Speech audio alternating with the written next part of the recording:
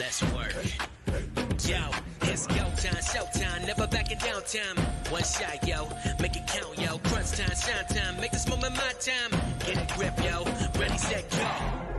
We bring the thunder. Bring the thunder. Let's work. Bring the thunder. Let's go. Bring the thunder. Let's work. Bring the thunder. Let's go. Yeah, it's my time, yo time. Step into the spotlight. Get lit, yo. Let yourself go. Our time, high time. Gotta go big time. This is it, yo. Never take no flight time. Grind time. Take it to the street time. Turn the roof off. Get loco. Game time, win time. We gon' bring it home time. No regrets now. Let it all go. We bring the thunder. Bring the thunder. Let's work. Bring the thunder. Hello and welcome to the Mountain Bears. I'm Aeson, and of course with me is Techie Joe. Hello. Hello. I'm here. We're here. Yay. All right, so we are back. There's discussions over Gypsy Gate. Yes. Yeah. Like they got bored waiting for us to start. So they started their own show. Okay, let's kind of They pick it up did, and they let's did. comment our way through here. Yeah, I know. Like Shannon and Brenda, we got to get you on air. That's all there is. We're just gonna put y'all on. It's part of the Patreon stream. So, guys, yes, we went to see Super Doc today, which Mother Knight has now joined. So that has extended our appointment time. And we weren't totally for sure. And then, of course, I was over at Modern Spiritualist. So you guys missed a great show. You need to go check it out. You'll find it in the links if you know where to look. Yes, that was you and Sandy, and that's always awesome because you and Sandy do so great together. Yes, and we talked relationships and relationship dynamics. Ooh, yes. Oh, very awesome, very awesome. So apparently Brenda has shown hold on. Who showed up with yes, it was Brenda who showed up, I believe, with Dirty Chai. Uh-huh. By the way, I'm drinking coffee with cream. What are y'all drinking? Comment below. I get water. Well, I know you're drinking water because you're on antibiotics. Speaking of, guys, I got to pop a pill. I'm late. I don't want to have to stay up and wait. All right. Oh, Dirty no. chai and chai tea or ooh, that's always nice. I recently tried a protein frappuccino. That was interesting. I almost tried to kill Joe with chocolate pudding. Yes, he did. He tried to kill me with pudding. Uh-huh. Nothing is safe or sacred in this house anymore. Good Lord. Consider it. Okay, now I see where some things have gone on, and Shannon's talking about European travelers and ROMs considering it a slur because it is used as a slur there. And that is again a different tribe situation. Yeah. Yes, basically it is like taking children to the doctor. I took him and the invisible assistant, and Yeah. I don't know how many times I threatened to turn this car around. Right. But we made it. Yep. And no, it is like 6. It's now a 7-hour process, so we will be changing some appointments to make sure that doesn't interfere. Oh no. Oh. Welcome back, Miss Brenda. Yes, Gypsy Gate is still going on. We have decided to move on from Gypsy Gate. There is now West Virginia Witches and Magic, that is a lovely group. If you want to come join, you need to come see me. I'll be happy to invite you. And this is a group where we're going to actually have real conversations about witchcraft and magic and magical uses and items and your personal practices and conversations about how to do some things. Who knows? I might even do a live in there, and I don't know. show you how to feed my and money spell. cultures and personal perspectives and Mhm. actually allowing those conversations to occur. Yep.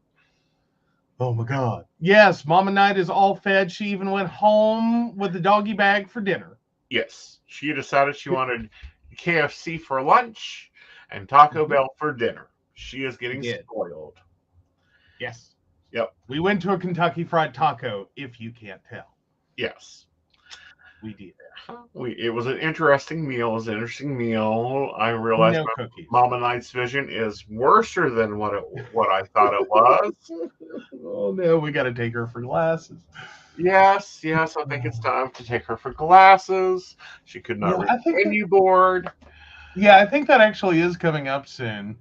Good. Because that's like her eye doctor. Is the next That one is an on fire. appointment. That is an appointment process. Uh-huh. Basically, I go, I drop her off, and it's basically like boarding her at a kennel. They call me at some future point. Well, she does. Uh-huh. At some future point, Mm-hmm. maybe an hour, maybe 3 hours, Mm-hmm. maybe all day long, Mm-hmm. to come get her. Mm-hmm. And that's just how that goes. Yep. Yeah, because Mama Knight's very hard to dilate, so am I. So it is an adventure. Some Oh, I people can. forgot that's the problem. Yeah, she can't. Her eyes Oh, don't dilate, and neither do mine. y'all blink too much. Something. Anyhow. No, we went through that with my grandmother. That like she was considered. They listed her as hard to dilate. I found out what that meant when she had her cataract surgery, and I had to do those damn antibiotic drops. Uh-huh. Like try to get that woman's eye to stay open. Uh-huh. Try. No, Just try. No. We don't have that problem. What we have is that the stuff they use apparently is prepared for kindergartners, and our eyes are not kindergarten eyes. Oh my goodness. Yeah. All right. So there's the updates. And then, I want to kind of talk a moment about Sister Wives. And then we've got some news stories. As y'all know, Mary Brown is now divorced from Cody. So if you're trying to keep score here, Christine divorced him, Mary divorced him, Janelle is separated from him. Because I think she will probably be the one that actually goes back to the church and asks to be divorced, and that is a process. Because she's still holding on to the faith. But it came out that he tried to silence the children and have it put in the TLC contracts that the children or the parent could be sued if they made disrespectful comments on social media about him. TLC said, nope, we can't do that. I'm sorry, same dude who's like, no, your girlfriend can't come over. I'm not gonna die because you wanted to get your pencil wet. Yeah.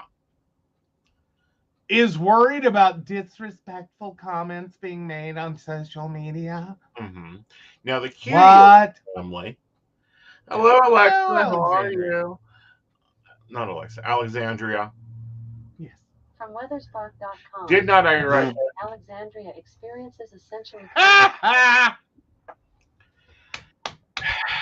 Well, that lasted a whole day. I wasn't here.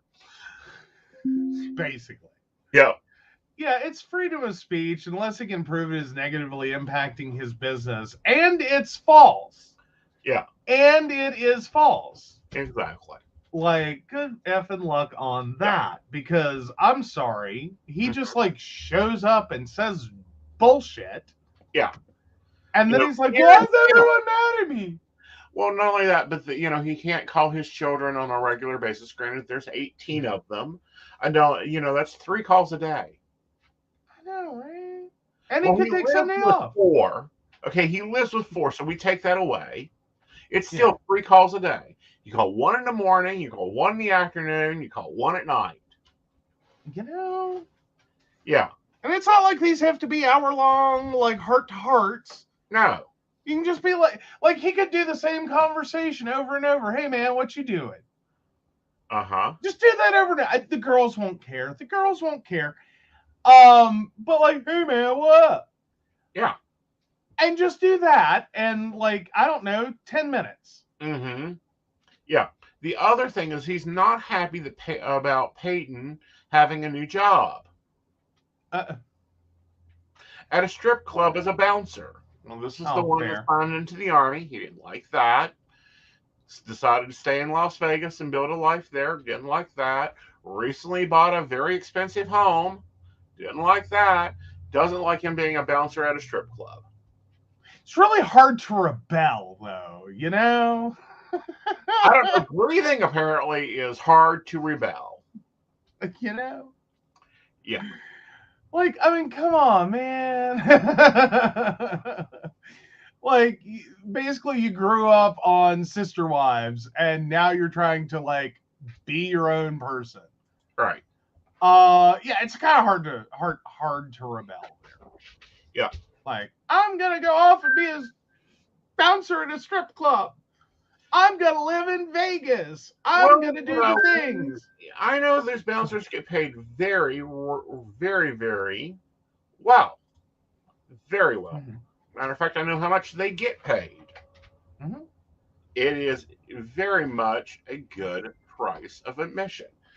And yes, my 3-year-old is being a 3-year-old that hasn't seen his daddy all day and thinks that he should sit on his lap.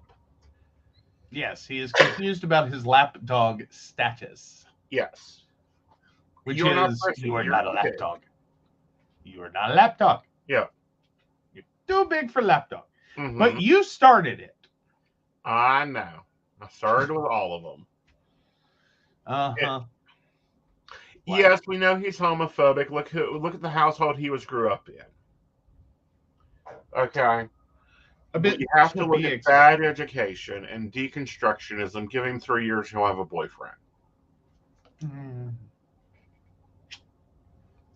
I mean, that's one really good way to rebel. Yeah. That's where we're headed. All right. So, why Aeson will never have an HOA? Shall we dive into it? Sure. Let's do that one. So gay couple as pride flag vandalized. HOA then demands it removed. So Jared and Tim DeLuca, a gay couple living in Queen Creek, Arizona, put their pride flag up in December. Since then, it's been vandalized several times. The couple placed the flag on a popular street. Then they told the station they didn't want to be ashamed to have it or to fly it. However, their house has now become a target of anti-LGBTQ people. The first thing that happened was one day I was outside in the back patio and heard people screaming slurs from their car while passing behind our house, which is funny because they didn't know I was there. They were literally screaming at my house for the sake of screaming at it. So after the ordeal of people screaming slurs, their flag was slashed. Then someone broke their flagpole and took the flag, according to the station. A neighbor ended up finding and returning the flag, but after all these incidents, the couple said they didn't feel comfortable in their home. Mm-hmm. Instantly, it became apparent we were no longer feeling safe here, Jared explained. While most of their neighborhood has been friendly, one neighbor tried to scare them by driving past them and staring them down before speeding off. 2 police reports have been filed. Jared told KTVK that wasn't the end of their flag problems. Last week, he received a letter from their homeowners association telling them that their flag had to come down. The station reports the community manager told Jared it wasn't protected under Arizona statutes. The American, state, and military flags are. He said that even though the community manager said the flag had to be removed, he and Tim aren't moving it. I've been asked over the past month, is it worth it? If something were to happen to you and your husband, is it worth it? Mm-hmm. And that's where we are with that. So thank you very much, Advocate. That was an awesome article. We much appreciate that. That's by JD Glass. If you want to, they are on TikTok, and you can follow the saga. They are real estate agents, so there's a reason they're holding on to that property, and I hope they get it there. yeah. Oh, that's a nightmare. Not only like, okay, you kind of expect some shit is gonna happen. Mm-hmm. Like, you know what I mean? Like, you're not surprised No. when shit happens. Right. Like you put up the pride flag, shit happens. You kind of go, okay. But then to have your HOA turn around and tell you, oh, it's not protected. Right. I'm sorry, what? Isn't Arizona one of? Well, first of all, this is my problem with property, which HOA is. Yeah. You're going to have to calm down. If He I put says you up no. here, will you calm down? He's like, probably not, but I can try. Fine. Stop being a little bum and hogging the camera. There Hey, you go. Gwen. Hi, Gwen. I do not like HOAs because they are not constitutional. But also, if I want to, I don't know, paint my house the rainbow, you cannot email China. Go on. All right, you can't behave. Stop emailing China. You know, I was posted to Reddit a minute ago. Well, this is true too. He wants Gwen. I know what it is. He probably wants to email Gwen pictures. What? See? Oh. Amber hog. Anyhow. Oh, well, yeah. So Shannon points out HOAs were formed to keep people of color out of communities. In many regards, yes. That's kind of like the last line. Because before that, you had redlining, which cut communities into banking approved and disproved communities, and they were divided on those lines. You also had covenants and deeds, which explicitly called it out. Right. And then HOAs have basically been part of the last line of that, and it's right. I don't think necessarily entirely people of color. It's not always people of color who are affected. It's more so the protection of hetero-cis, like white, male, female America. Right. Like it is the bastion of where these people want to live and be surrounded by people just like them. Right. Who think like them and look like them and act like them, and this is how that works. Right. They say it's all about the housing, really the housing, like the housing, the grounds and all that. Right. But realistically, when you see how HOAs apply the rules, it really has more to do with getting rid of people who don't fit the mold. Right. You don't belong here. We don't want you here. Yeah, basically it's a move to Stepford. Right. Like that's pretty much your HOA covenant situation. So what I would like to know, these are the questions I have for this article. Are there other flags in the neighborhood? I don't care what they are. If they are those pretty little like monthly flags people out or the Hallmark flags people out, are they also being demanded to be removed? Because Arizona does have a non-discrimination law. And that's what this should be filed against, a lawsuit against them. Against the HOA for discrimination. Well, moreover, and this is kind of where HOAs become a problem, is you would hope that they would apply policies and these things unilaterally. Right. It's not. Right. Like, save the drama for your mama flag, or, no drama llama, is, I'm sure, hanging out proudly in someone's, lawn. Right. Whatever, any other flag, like, God is great, is hanging out, no problem. And this is fundamentally what it becomes, is you are different. We're going to put you on an HOA treadmill until you leave. Right. That's it. That's the end Right. of the story. We don't want you here. You're not us. Well, and see, my problem with it, and this has been my problem with HOAs, I will not buy a home in an HOA. You can just forget it. Take your little Stepford Lily wifely dreams and forget them. Because I don't like the county or the city having control of my property. I pay for it. I pay the taxes on it. I get to decide what color my house is. I get to decide what plants I plant, what I do with my land. This is the reason I don't rent. Ever. I buy. So if I want to hang a picture in my living room, I can get the nail I want, get the hammer I want, put up the nail, and stick the picture there. I don't need anybody's approval. Now, the one thing I did find about renting is knowing your maintenance guy. Like, because my last apartment was a recommendation from a woman from the HR manager at work, whose husband was the maintenance guy for the apartment complex. Right. He saw nothing, knew nothing when he came into my apartment. I loved it. Right. It was awesome. Yeah. But no, no. If we ever move, we're buying another house. We will either sell or rent this one to pay the mortgage. Preferably rent this one to pay the mortgage. Because what we can rent this house for is ridiculous. True. Of course, then again, what we would have to pay to get somewhere else is probably also going to be ridiculous. No, but probably not as ridiculous as what we could get. Like, as in, we could take the rental on this and use it towards a mortgage. Right. Very much. Yeah. Yeah.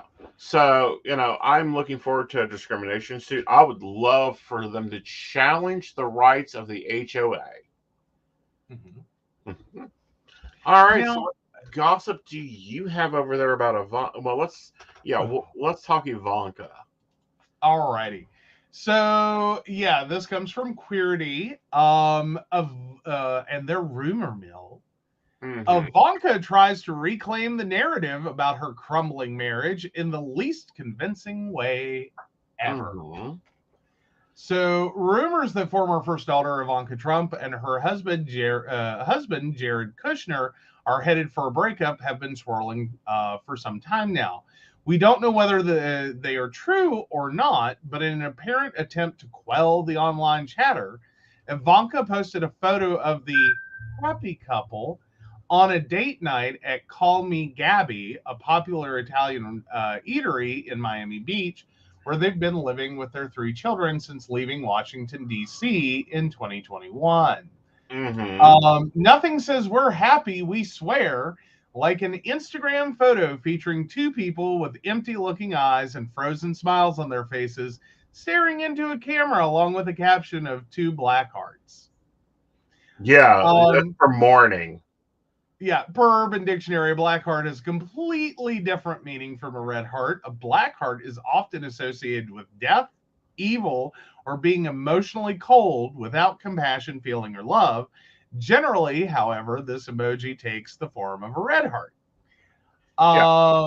Yeah. Of course, her daddy, the Oompa Loompa, got handed $1 million bill today. Oh, doesn't that suck? I know. And it wasn't an Amex from her using his credit cards. No. It was from the federal judge in Florida that threw out his frivolous lawsuit and charged him and his lawyer. I was like, not only are you going after the lawyer, which, Trump's lawyers are used to, but going after him and saying this has to be put a stop to.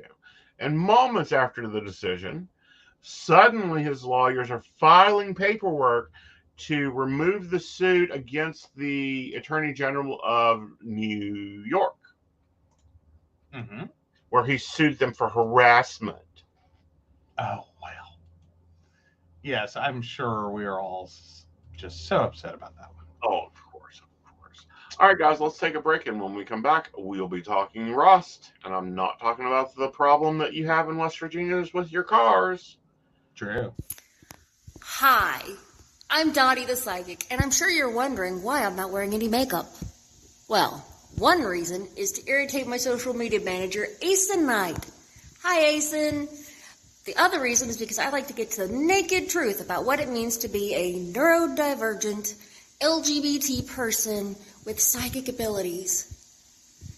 I've got vlogs, blogs, and podcasts and videos all related to trying to live my best life and helping witches and bitches do the same thing. So, you can check all that out and get a reading from Dottie the Psychic at DOTTIEthepsychic.com. Safe travel and much profit to you. Do you have a cute pet? We know you do. Each week, Tracy Vann chooses from submitted photos a featured reader for her Facebook page and provides a tarot reading. Your adorable pet cat, dog, rabbit, goat, chicken, snake, or more could be her next featured reader. Visit tracyvann.com, TracyVann.com, and click Featured Reader to submit. We look forward to seeing your pet next.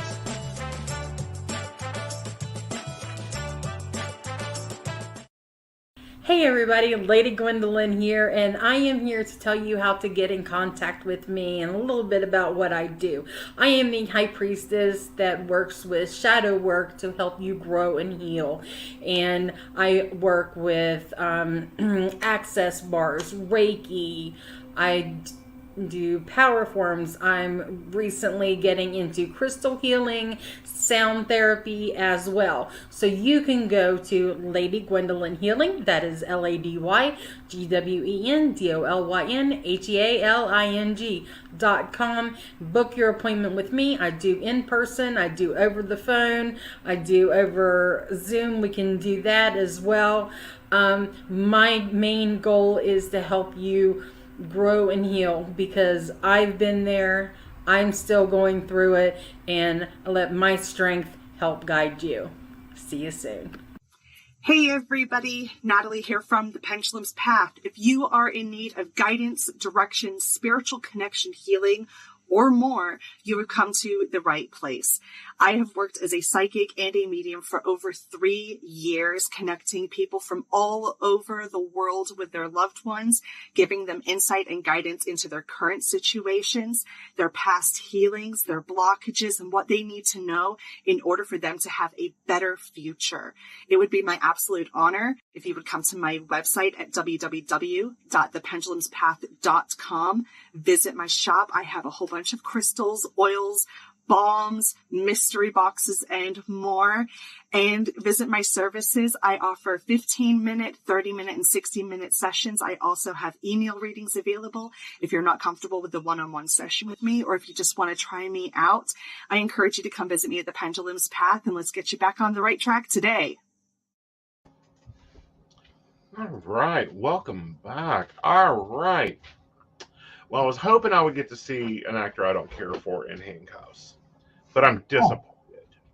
Go ahead, good darling. So, Alec Baldwin news, live, Hollywood backs actor in wake of Rust shooting, involuntary manslaughter charges. Alec Baldwin is one of 3 Rust cast and crew members facing charges over the fatal shooting incident. So as Alec Baldwin faces charges of involuntary manslaughter over the 2021 death of cinematographer Halna Hutchins on the set of Rust, and fellow actor Mickey Rourke have defended him. SAG-AFTRA and fellow actor Mickey Rourke have defended him. The actor is one of 3 cast and crew members facing charges over the accidental shooting, New Mexico prosecutors announced on Thursday. The first assistant director on Rust, David Halls, has agreed to plead guilty to negligent use of a deadly weapon. Meanwhile, the film's armorer, Hannah Gutierrez Reed, has also been charged with involuntary manslaughter. Even amid the recent developments, continued production on Rust remains. A person with knowledge of the project told the New York Times. Baldwin will still serve as the film's lead, and Joel Souza, who was wounded in the shooting, will return as director.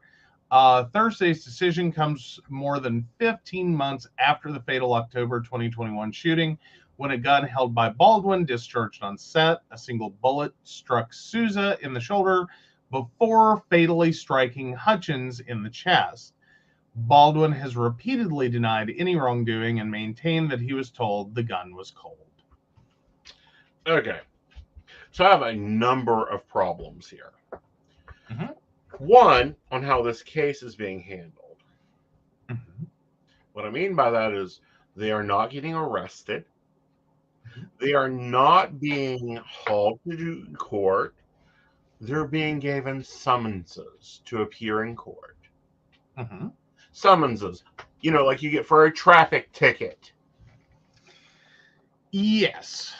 There are issues with that. I also think there's a very odd situation. One, this is a very rare situation. I can think of it happening 3 times. Well, but still, comparatively to most gun violence in the world. True. One, like, you are very reliant on a set of the other people on that set to be doing their jobs. Two, in no way does this ever come across and hence the involuntary manslaughter charge, as like there was any intent to cause harm. Now, we've debated this on the show before, and it falls in the category of no, you really shouldn't, whether the gun is cold or not, treat any weapon as anything other than a weapon. Right. And see, there are protocols.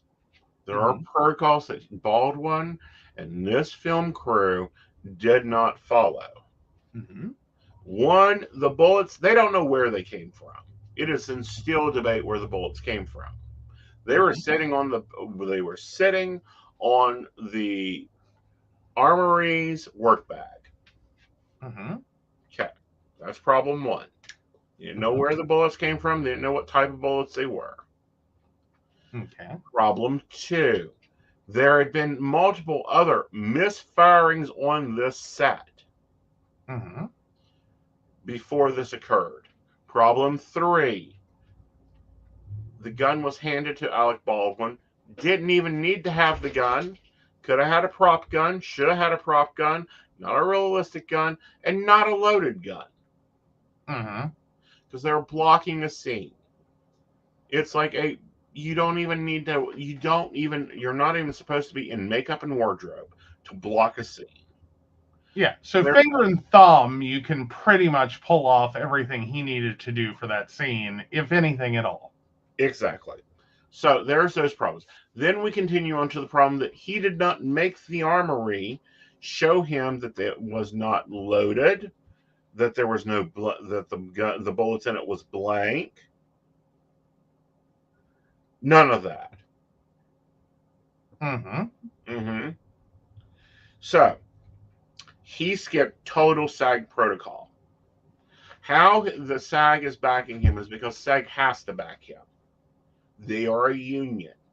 They don't get a choice in the matter. It's their responsibility to back their members. Right. But I think also simultaneously is the implications. Right. This is a horribly unfortunate situation that, yes, could have been prevented by following some basic gun handling safety. Right. Like the very basics of gun handling safety. Do you or should you necessarily assume that every actor is competently aware, able, and should be responsible in that situation to do so? I mean, I think that might be where SAG may also be getting hung up on this. Mm-hmm. Is that, that's not what we hired the actor to do. That's what we hired the armorer to do. Mm-hmm. That's what we hired a director to do. Mm-hmm. That's what we hired a producer to ensure occurs. Exactly. So at that point, Mm-hmm. where do you inherently place the actor in this? Because effectively, if you're on, because this isn't All right, even. let's take this to a computer setting. Okay. You come into work one day, and there's a stack of keyboards on your desk and a list of keyboards that you're supposed to replace. Mm-hmm. You, A, do not know where the keyboards came from.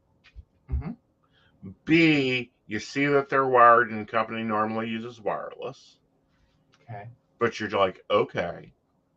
And you go through and you replace the keyboards on the desk, on the desk that you're supposed to. Mm-hmm. Okay. An employee comes into work, sits down at the keyboard, and is electrocuted.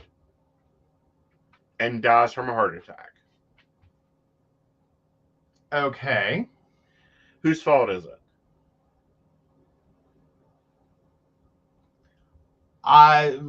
Okay, based on your analogy, I don't think that's inherently anyone's fault. That's an unfortunate, horrible accident. Because theoretically, the amount of power that goes to a keyboard should not be enough to electrocute someone. And moreover, I should have been the one that would have been electrocuted should you modify a keyboard to the point that that's possible. Right. But no, I think back to the analogy and what I was going to say, was or to the situation and what I was going to say is you have an actor on set who is trying to put the stage movement, the words, and the emotion all together. Like you're trying to take the script and the set and your fellow actors and how the lines need to read to communicate what the story is. Right. But that's where their brain space is. Right. Like they're not just sitting at home reading a book and, okay, here's a gun, like that's not what they're doing. They're in a totally different headspace. Like they are deeply involved in like their craft. Right. And you have someone hands them a gun that, I don't know, you assume has something to do with the scene. I don't know that you should expect the actor to necessarily have the presence in that moment to also suddenly become a gun safety, not expert, but at least highly proficient with gun safety in that moment. Right. Now we back. Well, I want to back up. They're blocking, so they're not reading lines. They're not doing that. They're just moving the motions.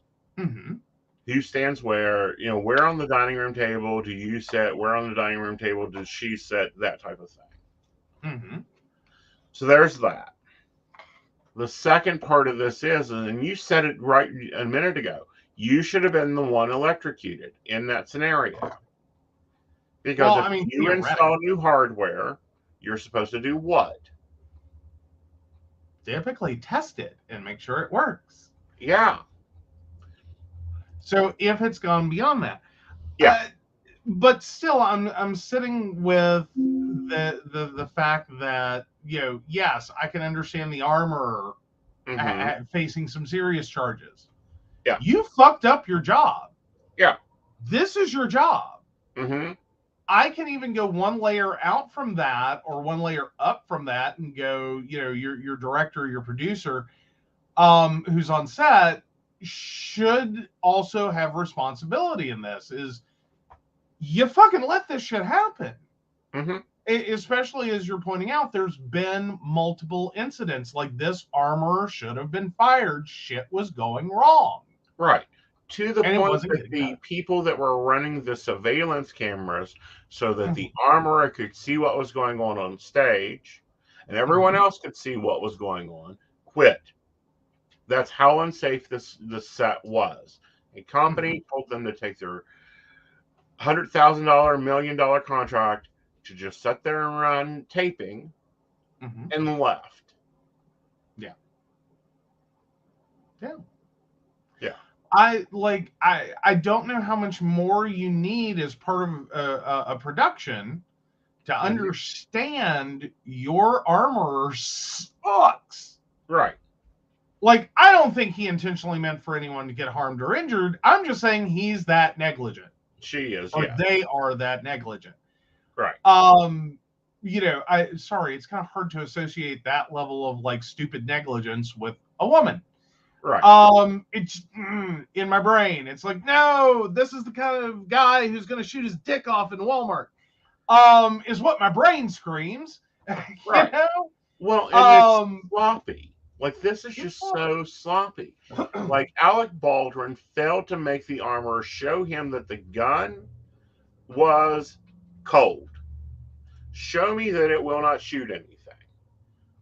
Okay, but I then have to turn around and kind of play devil's advocate. As bad as this armor is, would it have mattered? Would it have mattered? Yeah. Would it have changed the outcome had he done so?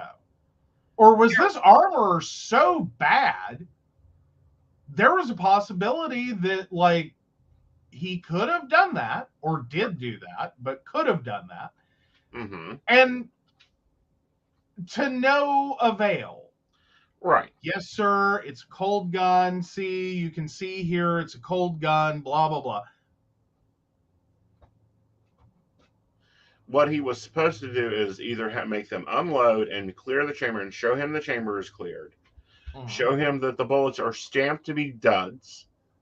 And he didn't. Or do a simple thing. Take the gun, turn right around, and shoot into the ground. Well, yeah, she would have shot him in the foot, probably. Right. Potentially, yes, and that would have been horrible, but much, much better than the ultimate outcome, assuming there wasn't ricochet. Right. That could have, yet again, ended up just different parties injured. Yeah. Or fatally shot. Pardon? Not fatally shot. Not deadly. Not necessarily. Right. That's the problem with ricochet, is you do not know what's going to happen. Ricochet can be just as deadly. Right. Like, it's a gun. Right. But it's a process. It is a process to, you're bringing a dangerous weapon on stage. It is a process. It would be the same thing if I was holding a ritual and my man in black did not check my ritual space and make sure the circle was big enough. So I cut somebody's head off casting circle. Well, but then here's another point I'd argue is, let's say Alec Baldwin does exactly what you said. Show me these are stamped as duds. Right. Alec Baldwin is 64 years old. What is the likelihood he has the vision to actually see? Because I'm sorry, we all lose our vision as we get older. I'm going through this. I'm going through this. Like, I'm already at the point that my glasses are flipping useless for small print. I don't know how much worse that's going to get, to the point that maybe I just can't see small print anymore. Right. But on a set, bright lights, trying to see that a bullet, depending upon the caliber of weapon, that's a very small stamp. Right. Very small stamp. Right. Could he have even read it? Right. To actually legitimately sight confirm what their armorer said. Their armorer could have said, yep, it's stamped as a dud. See right here? And popped it right back in. Right. Oh, okay, thanks. Right. Again, the bigger problem here is the gun wasn't even needed. Baldwin demanded the gun be brought to stage. Okay. So there's two other things going on there. Right. One, it also would involve, was the armor prepared for this? Like, Right. was there a potential that this urgent demand, because an actor is, taking up time and blocking, it's going to be an urgent demand. Right. Rattled their armor, and they just grabbed the gun. Didn't know what the gun had, didn't care what the gun had. Actor demands, put it in the actor's hands. Right. And I can understand that being some of the feeling of why he should be responsible. Right. Again, I still say it goes back to that armor. Right. Like, I can very much understand from either direction. Right. Like, why there is this big push for him to be found responsible. Right. And why there's also, like, look, dude's an actor. He's not an armorer. He does not specialize in guns. This is not his thing.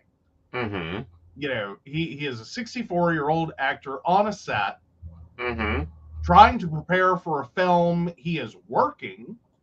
He didn't have time to do everyone else's job. Right. I think is some of the backflow on that one is like, let's be realistic. How much do you expect this actor to do? Right. Show up on set, stand where you're supposed to stand, read the lines, you're supposed to read them the way they need to be read.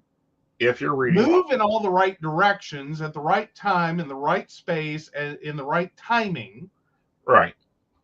I mean, at what point is it like, oh, do you want him to bake cookies and take over for catering crew? Do you want him to, like, clean the toilets? Right. Do you want him to Brenda brings up a great question. Why were there even a loaded gun on set? The gun did not need to be loaded. That one, well, because I from would what say has been reported, he was practicing a crossbody draw, left to right draw, and pointed and fired. And I'd say there's going to be some argument over whether it was an intentional fire or an accidental fire. Right, and that's why negligent homicide is the charge. There's two versions of manslaughter that's being offered here. One is that he done it because of his negligence, meaning under normal circumstances, it is negligible to point a gun at somebody. The other one is gross negligence charges, meaning he went above and beyond the standard. He went above and beyond the level of stupid. Yeah. So regular negligence is you did something stupid. We understand how that happened. Right.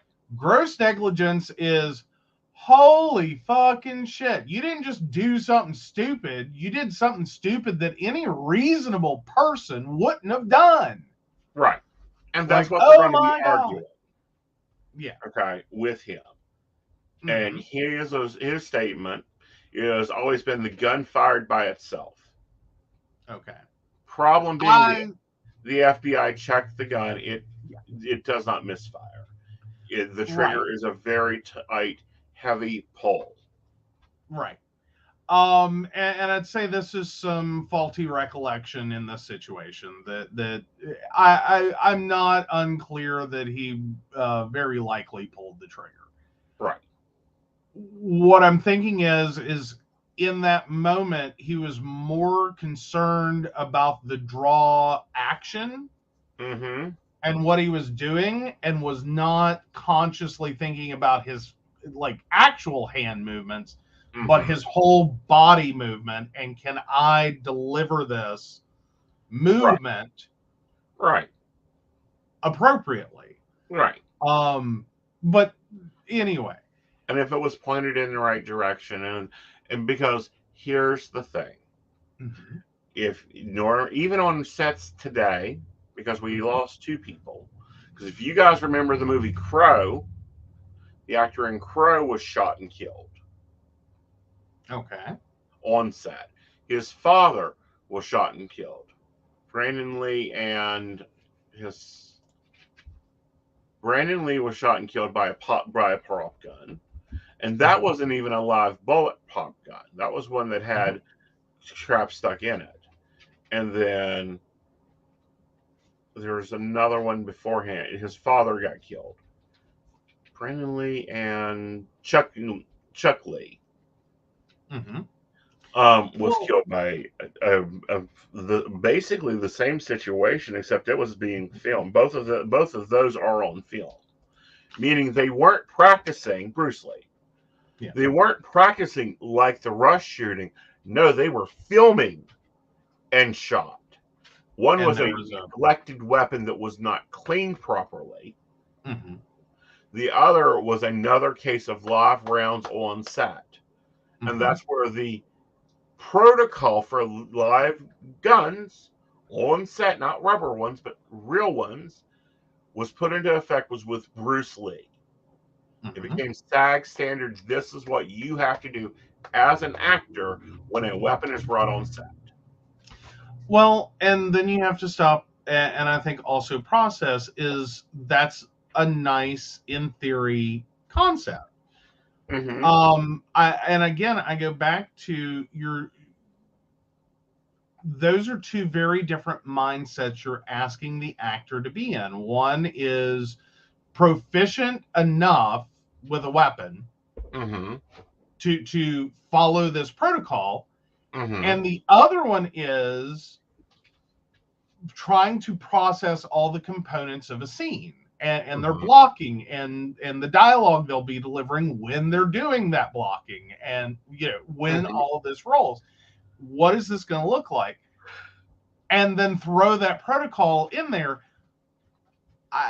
I would wonder if, like, in an off the cuff, off the record comment, SAG would go, yeah, that was a nice theory, but that wasn't a reasonable expectation. Right. But SAG also has a thing about when there's nice brought on set, when there is a drink on set, of how these items are to be handled for the actor, for the set manager, for the director, for the producer, which Alec Baldwin was doing both jobs, producer on set and actor on set. Which also very hard. Yeah. I mean, that's why most of your producer actors are usually veteran producer actors. And like, that may have been more than he could chew in this one. Right. With such a sloppy set. But no, I think all this goes to one final point, or one overarching point, is acting doesn't look hard until you realize the shit that can go wrong just making a goddamn movie. Well, this is what I don't get. Okay? Now it takes people fucking 6 months to film a film. Go back to the height of Hollywood. In the old days, you had 6 weeks. Some of the most enjoyable movies that we love, had to be filmed in 6 weeks. Actors were paid $350 a week, and you had 6 weeks to do it. Why the difference? What's the problem? Joan Crawford never shot anybody.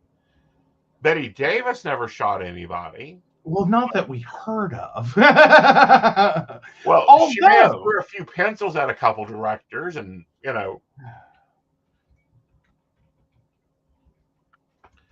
So what happens. No, wait a second. You do bring up a good point, though. Joan Crawford and Betty Davis. actually, in the filming of Whatever Happened to Baby Jane, Betty Davis ended up harming Joan Crawford. She kicked her in the head. And actually, I think lacerated her head doing it. And then you turn around and Betty Davis was injured by Joan Crawford. Right.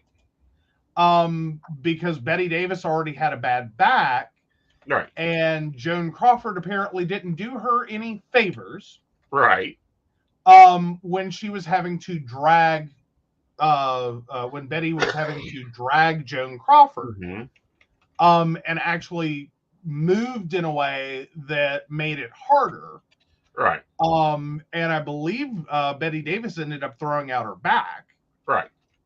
So, and this is what I'm kind of saying is, you know, it's very easy to get injured on set. Like all of this comes out and goes onto a screen. All the other bits end up on a floor somewhere. Right. What goes up on that screen looks wonderful and magical and like it's all just one seamless piece. Right. And there is no telling in the process of that how many people were injured. Right. Maybe someone died. How many people will never work again because of this picture? How many people never want to work again because of this picture? Right. Because so many things can go wrong. Right. And I found it interesting. I went and looked and found Wikipedia has this really cool list of film and television accidents. Okay.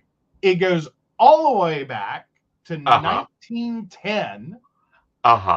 And the movie Across the Border, well, actually the 1910s, it's 1914.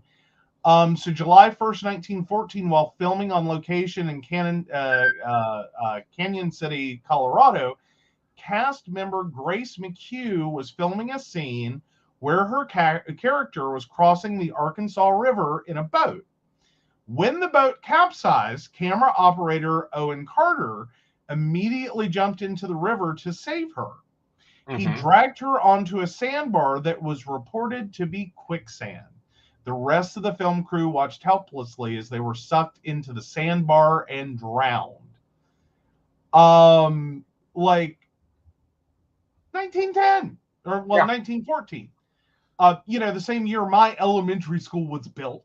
If I remember correctly. Or at least started construction. Like older than my grandmother would be.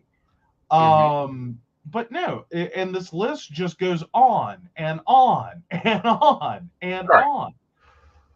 Movie after movie after movie after movie. And it's broken down by decades. Like, yeah. And Rust isn't even the last one. Oh, really? There are two more after Rust. Indian 2 to be announced on February 19th, 2020. During the shooting of the film, a crane carrying a heavy flash fell on the sets, resulting in the deaths of 3 crew members, including an assistant director, and leaving 10 more injured. Wow. Then we have Street Outlaws Fastest in America, 2022. Actor Ryan Fellows died in a car crash in Las Vegas while participating in a race for the show. He lost control of his vehicle, which flipped over and caught fire. Like, and hi, we're 3 years into the 2020s. There are 1, 2, 3, 4, 5, 6, 7 major incidents. Major incidents. Including a knee injury that forced production to halt for 7 to 9 months. A stunt double having to be airlifted to the hospital where he was placed in an induced coma. Stepping on an electric wire and died on the spot. A controlled explosion causing exterior damage that also left a crew member with minor injuries. Mhm. Then, of course, the incident in Rust and the other two that we just read. Acting's dangerous. Being part of a movie production is dangerous. Right. What's even sadder is if he is convicted, it's being reported that he'll get anywhere from 18 months to 5 years. Sentence. That's not what he may actually serve. He'll probably, if he is convicted, will probably serve 3 months. At 3 to 9 months at most. Mm-hmm. But I also think they're really arguing this from the point of the incidents that follow. Right. And how many actors could potentially go to jail due to accidents on set. Right. I think that's why everyone wants to avoid this. You don't want your actors getting so caught up in safety. Mm-hmm. I mean, this is a tragic situation. Do not get me wrong. Right. But much like you don't want nurses getting so caught up in bureaucratic red tape safety over a damn drug dispensing machine that they let patients die.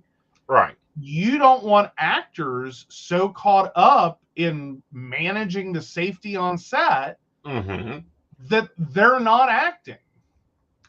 Right. But it's part of their job. Like, it's part of your job when you install hardware to test the hardware.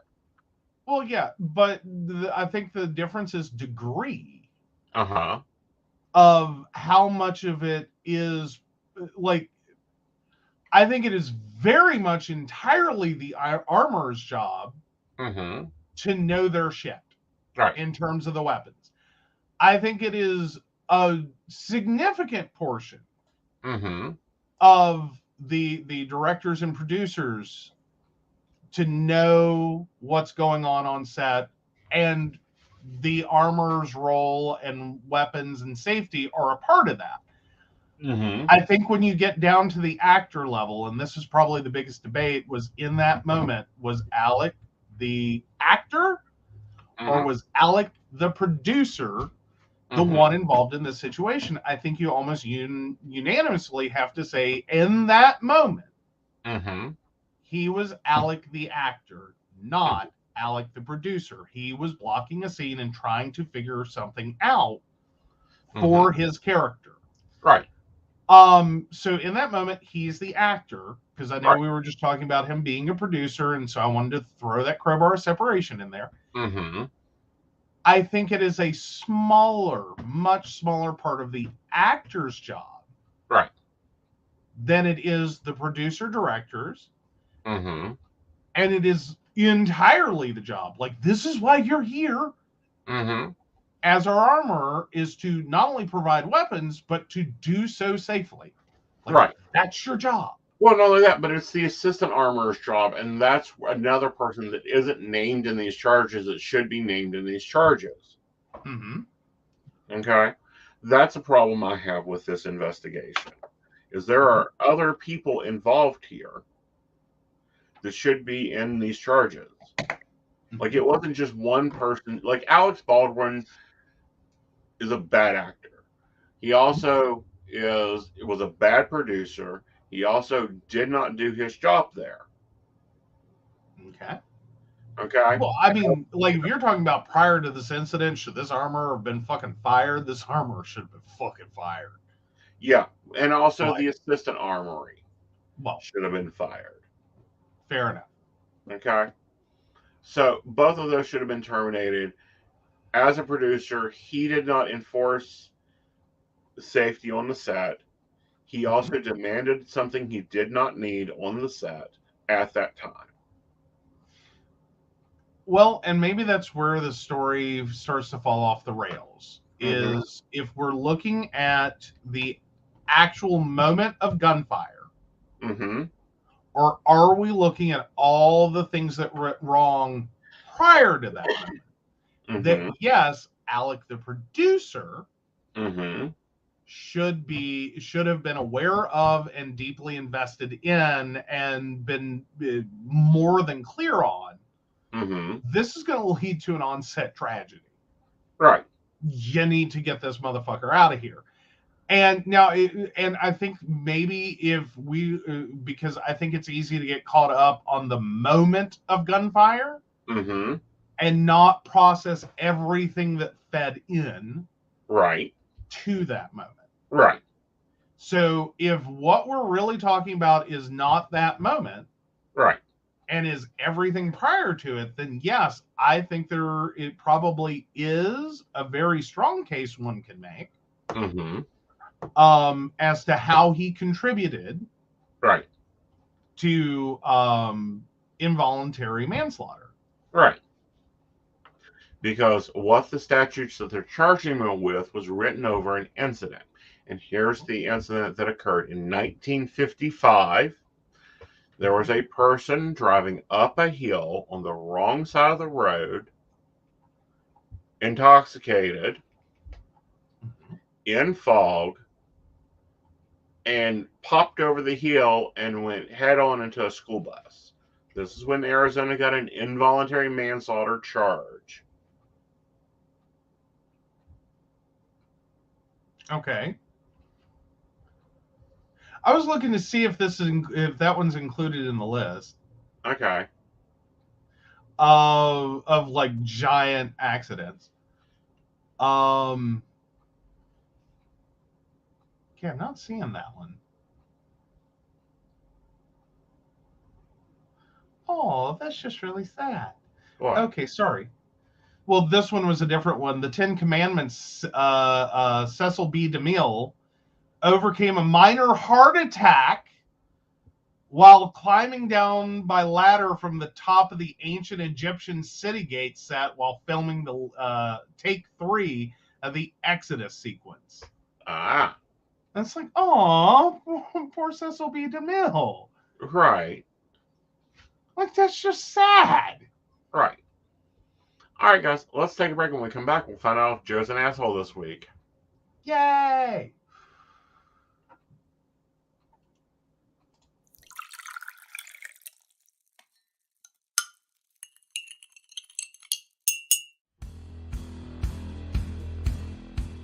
Welcome back, Goblins! My name is Jason, and I am the host of the Esoteric Book Club, a podcast that examines titles on the magical, paranormal, the mysterious, and the strange.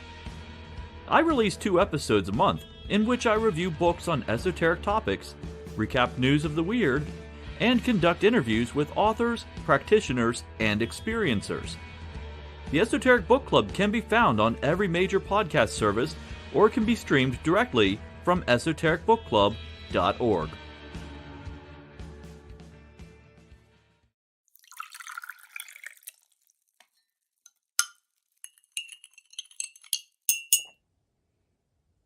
Hi, I'm Tracy Van. I provide a blended reading consisting of mediumship, psychic, and tarot cards. A reading from me can cover any guidance you need from relationships with your partner or your family, spiritual, financial, any questions you may need clarity on. If you would like to book an appointment with me, check out my website, tracyvann.com. That's TracyVann.com. I have bookings from 15 to 60 minutes you may choose from. That helps if you just have a quick question, need an answer, or if you're looking for a reading in more depth, I'm here to provide the guidance and clarity for you. Let's just figure it out. Bye.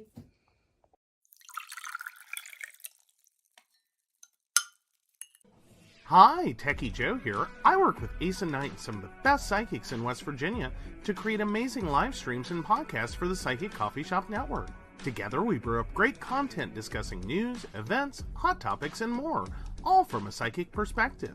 On the Psychic Coffee Shop, we interview amazing authors in the metaphysical realm. Coffee and Tea combines Aeson with Tracy, Dottie, Natalie, or Lady Gwendolyn for the good and the bad of being a psychic. Shameless Self-Promotion with Dottie the Psychic talks to leading and emerging YouTubers and business owners in our community. Mountain Bears brings you the latest in LGBT news and politics. The Psychic That Plans answers the question of, well, how a psychic plans. Plus, we're live on air. We take your comments and your questions, including psychic advice questions. Check out our amazing programming, book an appointment with top psychics, and find out all the wonderful things we have to offer at pcsbnetwork.com today.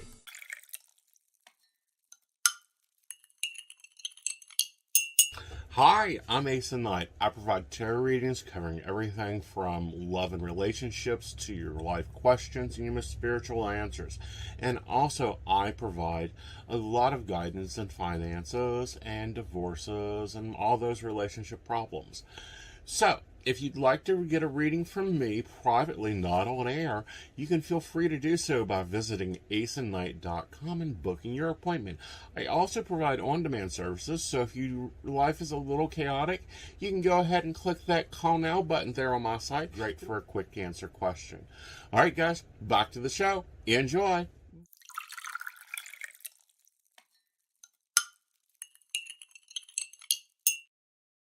All right. So, Joe, you're an asshole this week. State your case. All right. So, just 1 second. How did I misplace that? Okay, 1 second. I thought I already had it open. I was like, I have it open. It's no big problem. Blah, blah, blah. There we go. Let me come grab that again. Try that one more time. Am I the asshole for being racist to my son's girlfriend? I, 39 male, have a son, 17 male, who recently got a girlfriend. His girlfriend is black and a very nice, kind, and beautiful young lady. I have met her and invited her for dinner and family events plenty of times, and she's a joy to be around. But recently, my mother has been staying with us because she is recovering from a surgery she had, and she's going on 70 years old, so she can't do much on her own. Long story short, my mother is a classic racist and being a raging narcissist, and she is not one to hold back from her opinions. I showed her a photo of my son and his girlfriend, and she went on a 2-hour rant about bloodlines and kept saying they, quote, don't look right. And when I said she was coming to dinner, she said she doesn't want the girl near her because it'll, quote, disturb her. So last minute, I told her she could not come. My son has been trying to invite his girlfriend over every day since, but I said no multiple times due to his grandmother being here and her saying she doesn't want her near her. I just don't want any problems. But he argues that I'm being a, quote, complacent racist by even allowing her to be here. And even more so for not allowing her to come over to quote, protect a racist. He says I should have told her to leave the moment my mother said all that stuff. But my mother is an elderly woman who can hardly make it on her own as it is. Definitely much harder after surgery. Though I don't agree with her, I can't just leave her to fend for herself. I literally do not know what to do. My wife says my son is right about me being complacent, but of course she'd agree because her and my mother don't get along well. I know I'm not a racist, but now everyone is saying I am aiding one by taking my mother's side. So am I the asshole? Now this one has a big long edit. And looking at it, I don't know if we want to go there yet. So yeah, let's go there. Okay, so edit. Hello everyone. Last night I posted this after me and my son argued over this all day, and my wife is giving me the silent treatment. I can't really reply to anyone because the moderators locked this post. I woke up this morning with thousands of notifications. I just posted this thinking maybe 20 people would reply. The messages and comments are overwhelming, but I will answer everything as best I can. First, no, I can't afford to put my mother in a home. I'm not rich and I'm not poor, but I do have 3 children and I need to provide for and my wife. The savings I have won't spend on anything but their college funds, and my mother definitely doesn't have the money to afford those homes. She lives by herself with me and my younger sister occasionally going over a few times a week to help her. This situation is just special because she had a benign tumor removed. If I could have, I would have had her stay with my sister, but my sister is pregnant and very soon to go into labor. So I offered her to stay. She is a difficult person to be around, but she's my mother, and she still has about 7 more weeks until she's able to go back to being on her own. Second, I have no problem with my son's girlfriend. I actually would be happy if he chose to settle down with her in the future. I want to welcome her in my home. She had been coming over and basically a part of the family for months now, up until this. And now my son says she thinks we don't want her around anymore. I can see why people are saying I am the asshole after reading through. I'm still unsure how to go about this. People are saying I should invite her over and tell my mom that she will not say anything out of the norm to her, or else I'll send her off. But people are also saying I should not bring her over, knowing it's a possibility that my mother will do something anyway. Kicking my mother to the curb for now is not an option, but I will privately tell his girlfriend the situation and ask her what she would like to do and make arrangements from there. Also, people are calling my son an asshole for wanting her to come over because of this.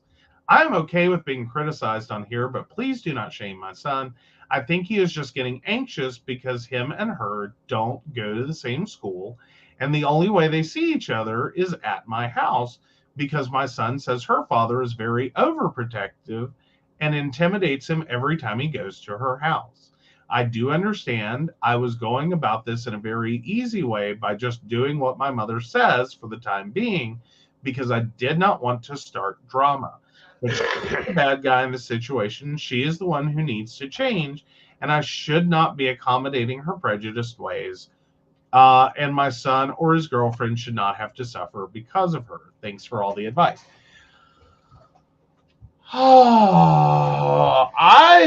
Okay, so even with the edit, I'm still at my original thought, which is everyone's shitty here. Well, except the girlfriend. Yes. Well, okay, so let me clarify when I say everyone. I mean OP's mama, and OP's son. Oh, I think all of them are shitty, and here's why. I think OP's mother is shitty and an asshole because A, she's telling her son what to do in his home. 2, well, she's a racist. Pretty clarified 3, with the narcissist part. Yeah. I don't like using that word because it's a buzzword. I'm pretty sure this one applies. Yeah. But she's a clear out racist. Yeah. And 3, she doesn't respect her grandson, which is a problem. I think the dad is an asshole, but he's stuck in clutch 22. If he pops mom back to her place, he gets charged with adult abuse. Mm-hmm. And very likely kills her. Yeah, and very likely kills her, whatever. Like, she is incapable at this point. Like, if this was Mama came over for a visit and decided to stay a few weeks, then Mama could have taken her racist little ass back home. Mm-hmm. That's not what happened here. Right. And I would almost agree with the son. I really would. If Mama came for a visit, Mama came for a visit, and that's all this was. It was just she came for a visit. She's being a racist. Send her butt home. Right. Get out my house, take your racist shit, go to your own house. You ain't doing it here. Right. More nuance than that is she's not in good health. That is the whole reason that she is there. Right. And is incapable of taking care of herself, at least at this moment. Moving her, forcing her to leave. As much as one may hate the racism, I think we could all agree that it shouldn't be a death sentence. Right. I think we could all agree on that, right? Like, just because you're a racist, you shouldn't be killed for it. Right. Now, it's a shitty thing to be, and I think it's horrible, and I'm not wishing her well. Exactly. Now, I think the grandson is an asshole here because he keeps asking dad instead of going, okay, what's the problem? What's the issue? Why can't grandma go stay in her room if she can't behave? Mm-hmm. Why me and my girlfriend are in the living room? Mm-hmm. Or whatever. My room, or hanging out in the basement, wherever. Wherever. Mm-hmm. Third, I think that father, who has brought this situation on because he doesn't want to go stay at his mother's house. Fair enough. Should be subsidizing the dating of the boyfriend and girlfriend until said time that the mess he created is fixed. Mm-hmm. Well, and I could very much see that is like, more importantly, and I think this is sometimes when you hit the wall of caregiving. Mm-hmm. And it's like sometimes there are better solutions, but you're just too damn tired. Mm-hmm. Because I'm gonna go on a limb and say wife's not really helping. No, wife's not. Her and the mother-in-law don't get along. Mm-hmm. I'd say this has kind of become like his show, his rodeo. Right. Especially now that she's alienated her grandson. Right. Like this is this is dad's deal. This is what dad's going to be doing for his mother. Right. So dad should be taking mother and going to mother's house and taking care of mother there. Well, again, if that's even an option at this point, I think for the future, that's probably a really great choice. Is next time you have to care for her in her own home. Yes. One, it's more comfortable for her. And two, it doesn't affect your future daughter-in-law. Well, and moreover, no one else, like, her home is her home. She wants to be a racist in her home, then by God, she has that right. Right. And no one goes there. Right. And that's okay. Bringing her into your home. Right. You did bring the racism with her. Right. And now that's affecting another person who full-time lives in that home. Mm-hmm. And not just lightly. Right. Like it's heavily affecting them. Right. Now when it comes to the son, the 17-year-old, which, I mean, for a 17-year-old, I don't think this is surprising. To some degree, I think it's one of those 17, like, teenager moments. Mm-hmm. Of like, you really don't get it. Mm-hmm. Like, this is a 70-year-old woman who in bad health. Mm-hmm. And I can't just snap my fingers, as gratifying as that may be. Uh-huh. And just send her away. Right. Like, there's some real serious consequences here that you need to understand. Right. And we need to make adult decisions here. Now, what I think he should have done was go to the girlfriend and say, look, I got a problem. I got my ass and a problem. Here's the situation. Because we've had to deal with this. Mm-hmm. Here's the situation. How do we deal with it? Okay. This is what we do.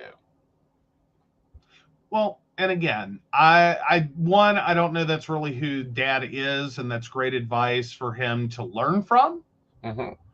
And again, I'm going to come back to sometimes in caregiving, there's easy solutions, but you're too damn tired. Right. To get there from here, and you're dealing with one big problem. Mm-hmm. And a lot of things slide. Right. A lot of things slide until it gets serious enough. Right. Which is what this did. And I think that was, on that front, I will say that I do appreciate the 17-year-old continuing to pressure the situation. Mm-hmm. At least in terms of not letting it just be, okay, racist grandma's here, I guess I can't date my girlfriend. Right. So in that regard, I get that. Now, I'm kind of cool with 17-year-old. On the other hand, it's like, I think you're being a little bit juvenile in what you think your father can do right now. Right. or you're way oversimplifying the situation. Like, again, this isn't grandma came for a visit and racist grandma like starts some shit, and racist grandma can go get in her Buick and drive her happy little ass home. Yeah. No. Right. Because again, not knowing her exact current situation, it may be such that literally moving her could kill her. Okay. So the poll is up on Aeson's YouTube page. You get to vote on whether OP is an asshole or not. Or as I have a question, is Joe the asshole this week? Alrighty, so moving right along. Uh-huh. All right, so we're ready for let's kitchen move on table to poly? Yes, we're ready to discuss this term that's been around for a while. Yes. What is kitchen table poly? I'm in the process of researching different poly ethical non-monogamy relationship models. I saw someone who had their field profile for the community to look at, and kitchen table polyamory came up. I did a brief lookup, but I'm still fuzzy on it. What is kitchen table polyamory? How does it work generally? And what are the stereotypes or preconceived notions of this style of polyamory? Okay, first I have to say this one comes from me. Because I walked into this conversation and I have to say I learned a lot. But not what about I thought I would. Okay.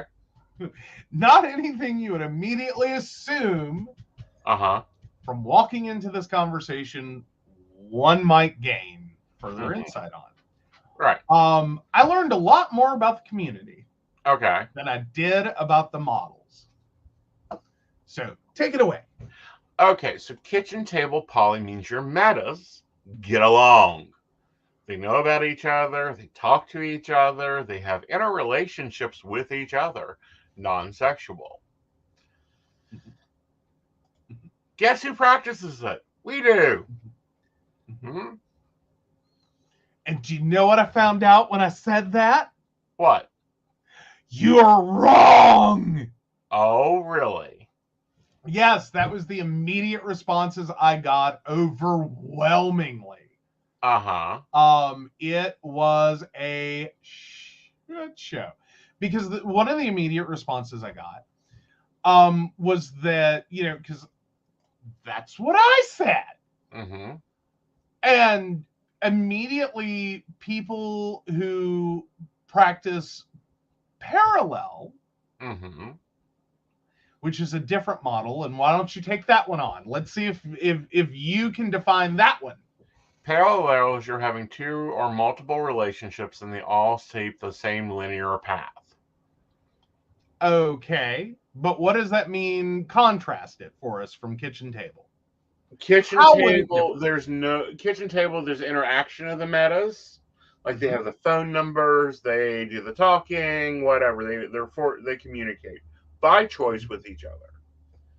Parallel means that the other person is not in, like, if I practice parallel, Invisible and Techie would not have interactions with each other. Like, we wouldn't be in the same house. We probably would barely know each other's phone number, and that would be in case of emergency. There would be no conversation. There would not be a group chat. There would not be shared calendars. I'm assuming. Right. Well, there would be a shared calendar. But that'd be up to you based on both of us sharing our calendar with you. You'd have to manage that. Right. And figure out where overlaps and problems occur and then work that out. Right. And do you know what I got told when I said that? What? You're wrong. Oh, whatever. So here's what I learned. I think this is important. Here's what I learned. About this one. Is those are the models. And it's like, here is model A, here's model B. Here is kitchen table. Here is parallel. Mm-hmm. And somewhere is this overlap. And that's what people actually do. Okay. And it's a little bit of column A, it's a little bit of column B, but none of it strictly follows the model. Well, nothing strictly follows the model. Yeah. But I mean, like, no one. No one is following either model strictly. Now, I did learn a new one. The new modern term is garden party poly. Garden party poly? Mm-hmm. Okay. Garden poly for a happy medium. We don't all hang out all at the same time and be close friends. But I want my partners to be comfortable enough that everyone can be polite to each other on at my birthday party or another event that I'm hosting. Mm-hmm. And I think that's the overlap. Mm-hmm. That's the overlap. Right. And I think the reality is that parallel doesn't really describe anyone, and kitchen table doesn't entirely describe everyone. Mm-hmm. And most people are at a garden party. Right. Garden party poly. That is what they are. And they may not, they may be a little more kitchen table. They may be a little more parallel. But they're in the garden party. Right. Because that's what all the comments, everything I said, and as did everyone else, right. In trying to describe the two, someone came back and said, well, that's not it at all. This is what it is. Well, no, I'm parallel, and my partners talk to each other all the time. Then you're not parallel. Then you're not parallel. Take off your parallel and get to your kitchen table. It's like you're basically kitchen table, but garden party poly works. Right. It just sometimes slants more. Right. One way or the other. Right. But yeah, I was amazed. Right. Amazed. So if you had to like really boil it down for someone. Okay. Like what's important? What's important about parallel garden party and kitchen table? And does it matter? Well, it does, but it doesn't. Okay. It matters in the relationship negotiations. Okay. When I say that, it's because, and it occurs, and it kind of is at the growth and development of a relationships. You may have, starting out, a parallel relationship that I promise you will get to the point that somebody wants to move in with somebody. Okay. Then you'll move into maybe garden party because you start having Christmases, and you get tired of having 4 different Christmases and 4 different Thanksgivings and 4 different birthday parties and 4 different. You ain't Cody Brown, so you can't put them all 4 in a row of houses, and you can't just run back and forth because you got tired of ham after a while. There's only so much Thanksgiving one can eat. Okay. So then it becomes more garden party. And then a relationships should develop to where you have kitchen table.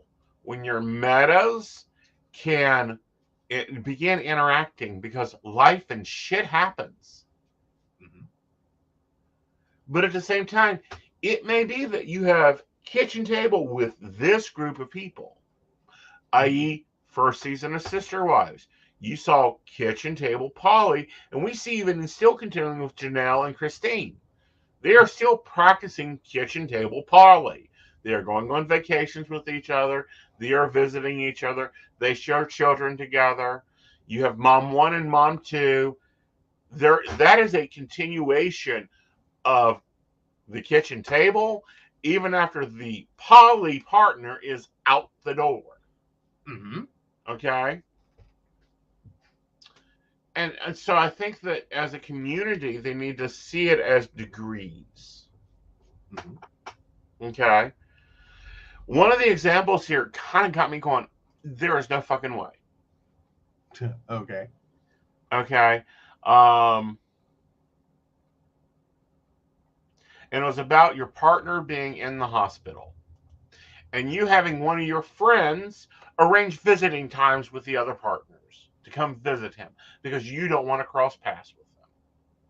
That is a polycule in problem. Yeah, at the point in which someone's in the hospital, like, suck it up, buttercup. Yeah. Like, that's more don't ask, don't tell. Right. At its extreme end. Right. So, like, not only is it parallel, mm-hmm. but that's like don't ask, don't tell. Right. Parallel combo. Right.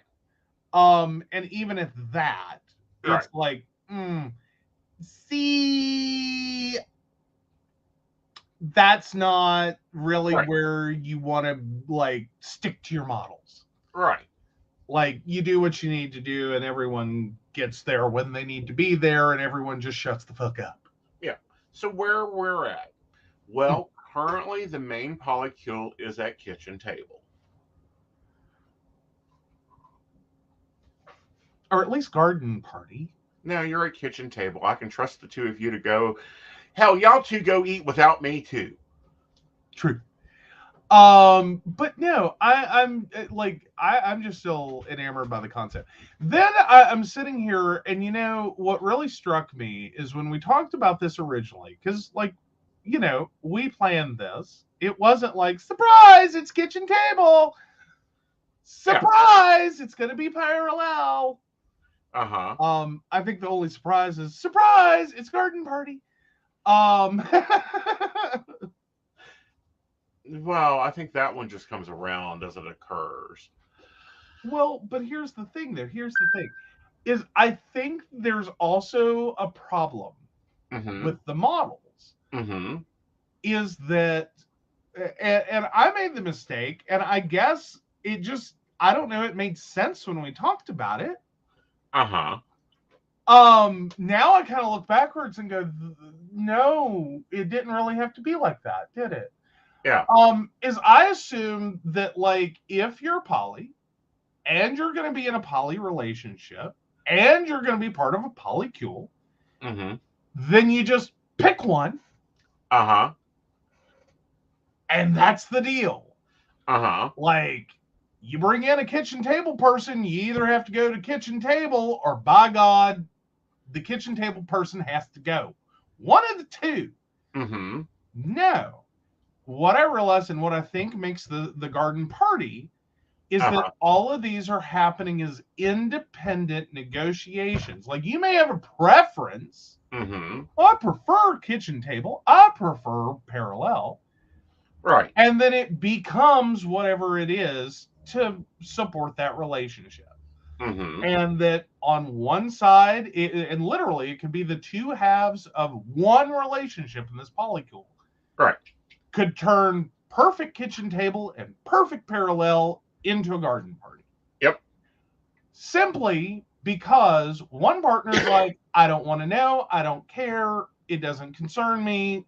That's not my relationship. That's not my deal. I'm sorry your other partner's in the hospital. I'm really not going to make an effort here. Right. Like, other than I feel bad for you because your other partner is in the hospital. Right. Versus, okay, do you need me to, like, go clean their house? Do you need someone to take them home? Do you need help getting them in the door? Like, what you need. Like, y'all do whatever y'all do, but I'm concerned. I want to be a part of this situation. I want to help you by helping them. And, you know, I have concern for them directly. Right. That's more the kitchen table versus the parallel. I think you end up with a garden party because it ends up being that some partners are going to react and practice parallel. Mm-hmm. You can call it kitchen table all you want to, but it's parallel. That's where they're at. That's what they want. That's what they exhibit. That's what they do. Then you have other partners that you can call it parallel all you want to. Mm-hmm.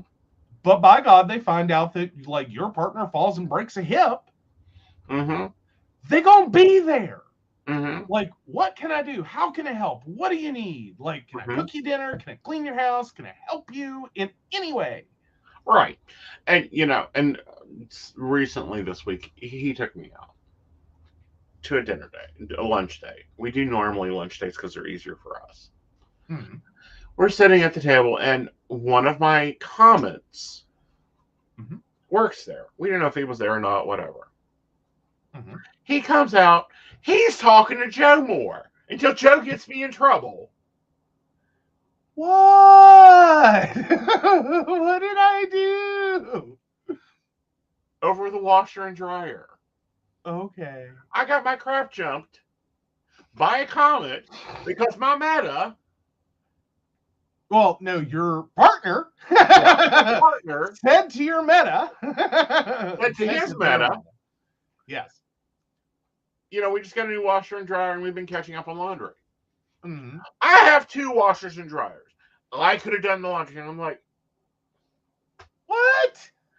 What? No, you're too busy. You're too busy. You got too much going on, dude. Yeah. Like, I appreciate it. I appreciate. Yeah.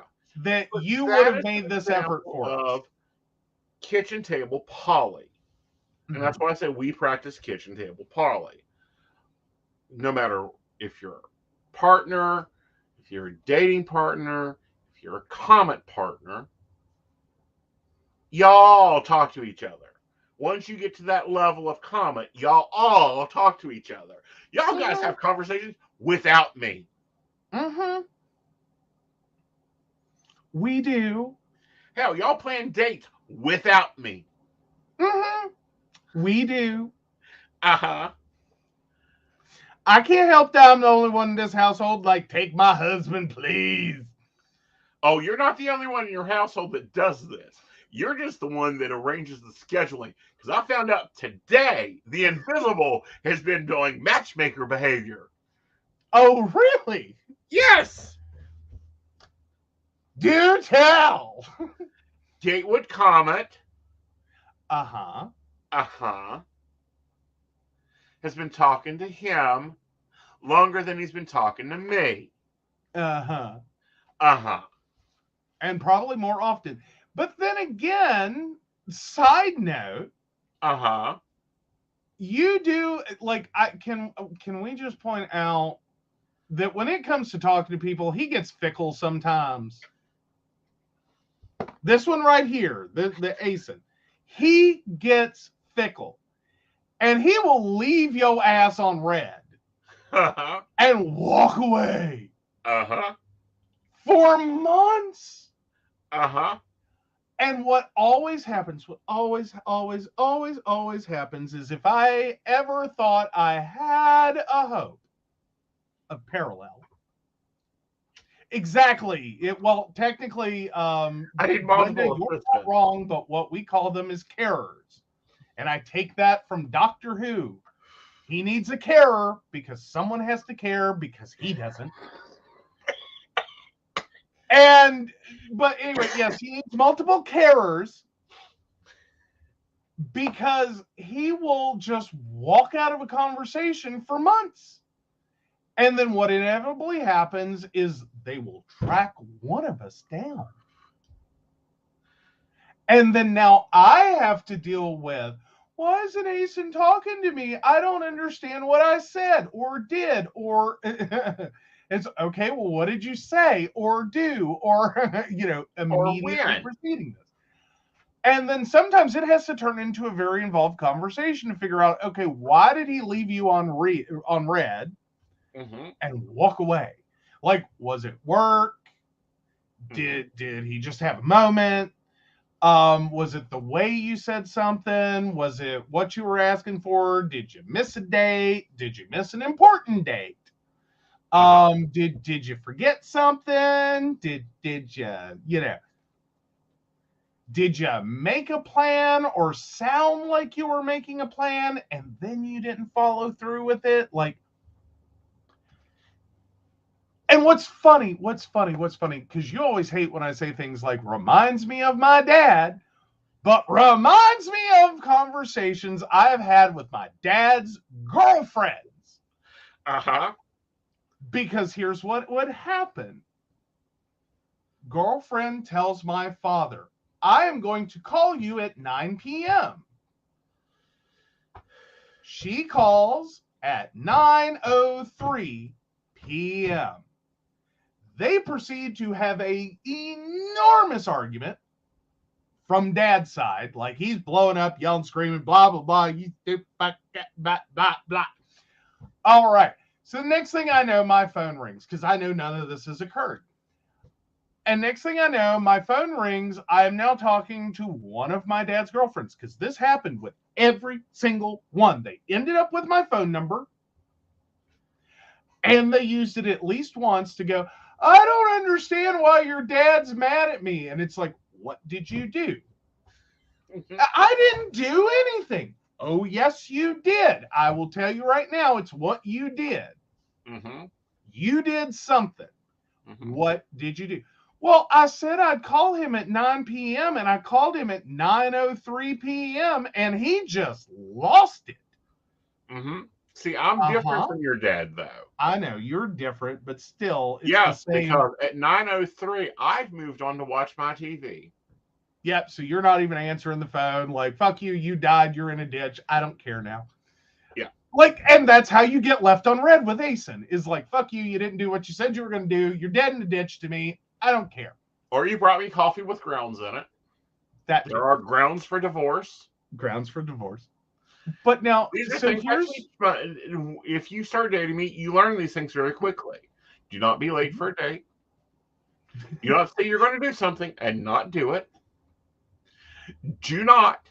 And I do. Yes, Brenda. Yes. Do not use the F word, and I'm not talking about fuck.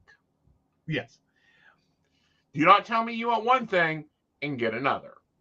Well, see, but that's the thing. That's where I see the parallelism with my father.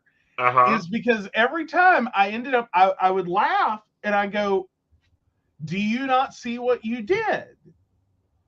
And they're like, I told him I'd call at 9. I called him at 9. And I go, no, you did not. You did not call him at 9 p.m. Because I'm going to tell you this. I know why he's mad. I have dealt with it myself. Sorry for your trouble, but I've been through this. You think that was bad? Let me tell you some shit about my childhood right now. My curfew was at midnight.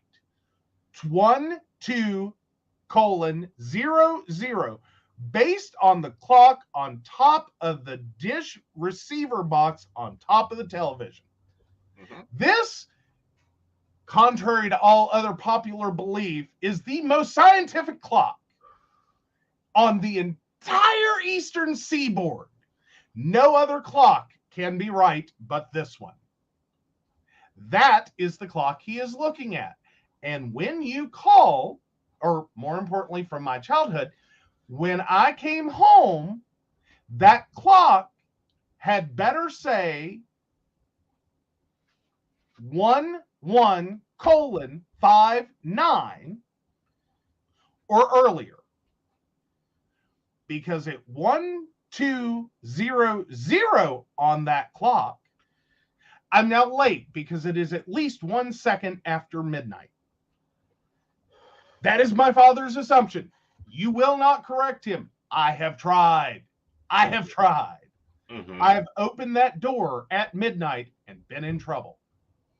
I have stood there at that door, saw the clock say 12:00 and been in trouble. When you tell my father you are going to call him, or you're going to be home, or you're going to do something by a time, You can show up, you can call him 12 hours before. He's perfectly fine and happy. You got here early. Yay. Does not faze him, does not bother him. But at the point in which he can visually see the number you said you were going to call or you were going to be home by, you're late. Mm-hmm. You're late. You're late. Mm-hmm. Now, the world has gotten a lot easier. With auto-setting clocks. Sorry, yes. Because I go by the Zoom clock, which is set by Microsoft, which software sets all the other clocks in the world. Yep, means in the door, not on the porch. Actually, it means in the door is closed, and the clock turns. It means you're not making the phone ring at 9 p.m. You have placed the call. He has picked up and said hello, and you have said hi when that clock turns 9:00. Mm-hmm. Or you're late. And he will be mad. He will be just as mad. And at that point, this is the other part of it, is I told them, at the point in which it is now 9:00 on his clock, you might as well not call him for 3 weeks. He's going to be just as mad in 3 weeks as he will be at 9:03 p.m. Mm-hmm. Now, the other difference is I don't throw fits. Nope. Uh-huh. I do not yell and scream and holler and fuss and throw a bitch fit. Nope, but every damn cabinet door facing in the house takes a beating. The dishes get a little denty. We have Corel wire. You can't break that shit. Yes, you can. I have a sister who disproved the unbreakable Carrera theory. It will survive one throw, but the second time you throw it at your goddamn bastard son of a bitch husband, it will shatter. Well, we need to check your grandmother's records because I need to know which plate I can throw. No. Period. End of discussion. No. Don't throw. Yeah. Because apparently Aeson also has a common response to a common medication that he was offered today. And the doc's like, nope, we ain't putting you on that. You're already enough a bitch. Fair enough. So yeah. I was teasing. Oh, Brenda, you got grounded for life twice. Yeah, you know this well. You know this scenario well. Like, I had to learn it the hard way. And I had friends that did not get this shit. I'd tell them I have to be home by midnight. And so they're thinking, well, okay, it's 11:55. If I leave now, I can have you at your door by midnight. No, mofo. No. Do you want me to be able to come out next week? Because no, not how that works. All right. We have to leave it 10 minutes till. I need to be in the door at 11:55, and then I'm good. Yeah. So yeah, I can be very much a fickle bitch when I'm dating someone, and you get 3 chances, then I'm done with you. At least for a while. Yeah. Like he will eventually get over it. I didn't say it would be quick. It's not. He does not have goldfish brain. He is going to remember this shit tomorrow and next week and next month. But eventually, depending upon severity, he'll be like, all right. Still don't want any damn homemade chicken noodle soup.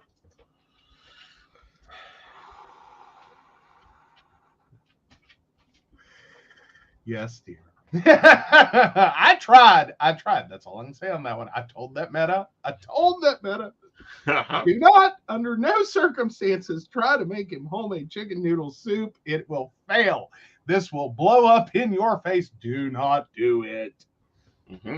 They made homemade chicken noodle soup anyway, because everyone loves homemade chicken noodle soup when they're sick. No, they don't. No, they don't. No, there's one human being.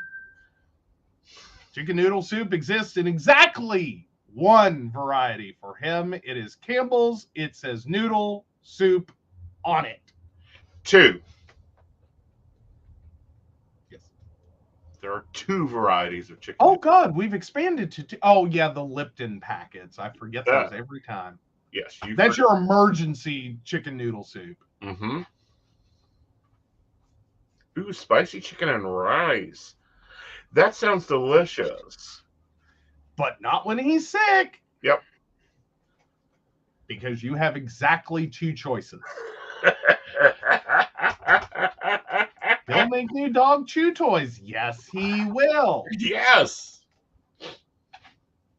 Like, but I'm serious. It is at that level. It's like, I'm not fucking around, guys. I don't tell you this shit just to hear myself talk. Uh-huh. Like, no. And hence the parallel. Of like with my dad is one of his girlfriends, I swear to God, she thought she was going to change him. And I laughed so hard that night. Mm-hmm. As I'm like, my father is 60 some years old. Mm-hmm. He did not change for his mother. He did not change for my mother. He did not change for me. Mm-hmm. I've made your argument. I know the argument you're going to make. It makes perfect sense to me. I follow your argument. I get your argument. Mm-hmm. I get it. I'm with you. 1203. What's the difference? Oh, 903. What's the difference? I know the argument you're making. I get the argument you're making. It's cute that you think that I never thought with my 3.83 GPA, my 4-digit SAT score, and my above average ACT score to argue with my father that what difference does 12 and 1203 make? Do you think I didn't try? You think I didn't try? You think my mother, who was smarter than me, didn't try? You think his mother didn't try? No, we tried. Mm-hmm. We tried. Fail. All of us failed. You're going to change him? You're going to walk in here at 67 years old and you're going to change him? Sit. Oh, bless your Good heart. boy. Anyway.